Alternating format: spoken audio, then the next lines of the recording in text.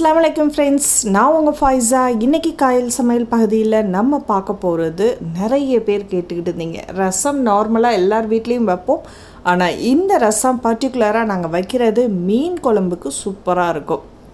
நம்ம சேனலில் முதல்ல பார்க்குறவங்க, சப்ஸ்கிரைப் பண்ணாதவங்க சப்ஸ்கிரைப் பண்ணிங்க. பக்கத்துலேயே இருக்கிற பெல் ஐக்கானையும் கிளிக் பண்ணிட்டீங்கன்னா உங்களுக்கு அப்டேட்ஸ் வந்து. தேவையான பொருட்கள் அப்படின்னு பார்த்தீங்கன்னா, தேங்காய் பால், தலைப்பால் ஒரு அரை கப்பு, ரெண்டாவது பாலில் 2 கப் அளவுக்கு நீங்கள் தேங்காய் பால் எடுத்து வச்சிங்க. புளி ஒரு சின்ன சைஸு, பச்சை மிளகா, கருவேப்பிலை, வெங்காயம், பூண்டு, காஞ்ச வத்தல், தக்காளி.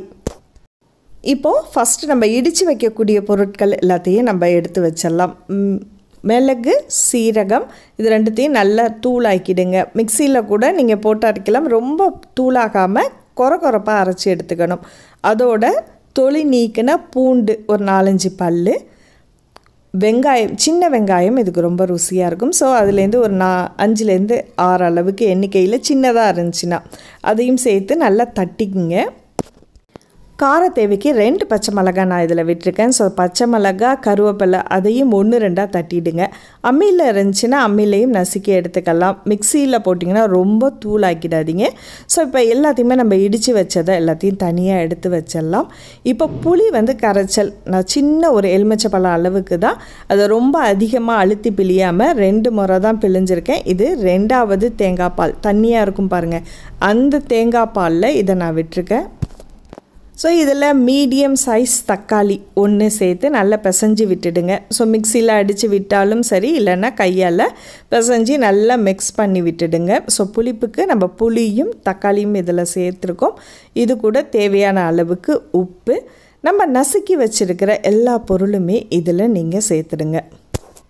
இந்த தேங்காய் பால் ரசம் நான் மெயினாக கற்றுக்கிட்டது கீழக்கரைக்காரவங்கள்ட்டேருந்து தான். அதாவது எங்கள் ஃபேமிலி ஃப்ரெண்டு ஒருத்தவங்க, அவங்க வீட்டில் போகும்போது மீன் குழம்போட இந்த தேங்காய் பால் ரசம் ரொம்ப சூப்பராக இருக்கும். கேட்டு வாங்கி சாப்பிடுவோம், அவ்வளோ எம்மியாக இருக்கும். ஸோ இப்போ அதை தாளிக்க போகிறோம். தேங்காய் எண்ணெயில் தாளித்தாதான் அதோட ருசி ரொம்ப நல்லாயிருக்கும். ஸோ ஒரு டேபிள் ஸ்பூன் அளவுக்கு தேங்காய் எண்ணெய் காஞ்சதுக்கு அப்புறம் கடுகு போட்டு தாளிக்கணும். கடுகு நல்லா வெடித்ததுக்கு அப்புறம் காஞ்ச வத்தல் ஒரு 2 கிள்ளி போட்டுருங்க. ஸோ இது எல்லாமே நல்லா காயட்டும். இதில் நம்ம உள்ள கோரை மட்டும் எடுக்க போகிறோம். நம்ம இப்போ தட்டி போட்டோம் பாருங்கள், அந்த இதை மட்டும் நீங்கள் எடுத்து நல்லா பிழிஞ்சிட்டு இதில் போட்டு கொஞ்சம் எண்ணெயில் வதக்கணும். இப்படி வதக்கும் போது ரசத்துக்கு ஒரு நல்ல ஒரு ஸ்மெல் கிடைக்கும். ஒரு ஃப்ளேவர் வர்றதே இந்த தாளிப்பில் நீங்கள் போடுறதா. விருப்பப்பட்டால் இதில் மஞ்சத்தூள் ஒரு சிட்டிகை அளவு, அதே மாதிரி பெருங்காயத்தூள் ஒரு சிட்டிகை அளவு, அதையும் சேர்த்துட்டு அடுப்பை சிம்மில் வச்சு கொஞ்சம் நல்லா ஃப்ரை பண்ணுங்கள். ஸோ இது ரொம்பலாம் வதங்கணும் அப்படின்ற அவசியம் இல்லை. ஜஸ்ட்டு ஒரு நிமிஷத்துக்கு நீங்கள் வதக்கினா போதும். இப்போ நம்ம போட்ட ஒன்றுமே அந்த தேங்காய் பாலோட இருந்த மனம் ரொம்ப ருசியாக இருக்கும். ஸோ இப்போ நம்ம அந்த தண்ணி, தேங்காய் பாலோட 2வது தண்ணியை தான் நம்ம இதில் ஊற்றிட்டுருக்கோம். ஸோ ஃபஸ்ட்டு பாலை நீங்கள் உடனேயும் ஊற்றாதீங்க. அந்த புளி கரைசல் எல்லாம் சேர்ந்ததுக்கப்புறம் இதை ஒரு கொதி வந்ததுக்கப்புறம் நம்ம தேங்காய் பால் எடுத்து இதில் ஊற்றணும். ஸோ தேங்காய் பால் ஊற்றிட்டு நீங்கள் அடுப்பை உடனே ஆஃப் பண்ணிவிடுங்க. ஏன்னா அந்த சூட்லேயே உங்களுக்கு இது நல்லா குக் ஆகிடும். தலைப்பால் ஊற்றுனதுக்கப்புறம் ரொம்ப நேரம் சூடு பண்ணக்கூடாது. ஜஸ்ட்டு ஒரு 2-3 நிமிஷம் நீங்கள் வச்சு எடுத்தால் போதும்.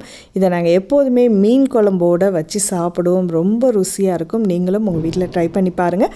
அதே மாதிரி நான்வெஜ் சாப்பிடாதவங்க இந்த வெயில் காலத்துக்கு நீங்கள் தேங்காய் பால் ரசத்தை சும்மா கூட வச்சு சாப்பிட்லாம். அவ்வளோ உடம்புக்கும் நல்லது. ஸோ இந்த வீடியோ உங்களுக்கு பிடிச்சிருந்துச்சுன்னா மறக்காமல் லைக் பண்ணிவிட்டு உங்கள் கருத்துக்களை ஷேர் பண்ணுங்கள். நன்றி.